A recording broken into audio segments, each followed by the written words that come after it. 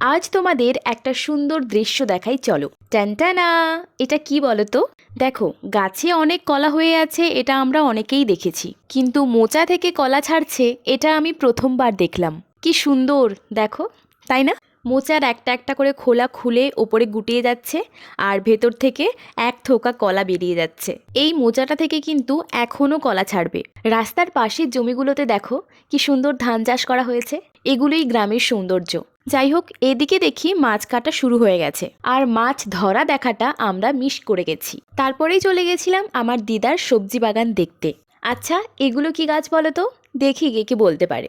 দেখো, এগুলো হচ্ছে ওলকপি গাছ। এই ছোট ছোট ওলকপি বাগান থেকে তুলেই সাথে সাথে খেয়ে নিতে কিন্তু দারুণ লাগে। বেশ মিষ্টি মিষ্টি আর হালকা একটু ঝাঁঝালো। তোমরা কে কে খেয়েছো বলো তো? আর এই হচ্ছে লাল শাক। আর সত্যি কথা বলতে আমি কিন্তু ছোটবেলা থেকেই শাকসবজি খেতে ভীষণ ভালোবাসি, আর এই সমস্ত গাছ দেখলে আমি তো পাগলই হয়ে যাই। আর এদিকে রয়েছে মেথি শাক, পিড়িং শাক, আরও কত কি। পিড়িং শাক রান্না করলে কিন্তু পুরো ঘর গন্ধে মম করে। আচ্ছা, তোমার সবচেয়ে প্রিয় শাক কোনটা সেটা বলো তো?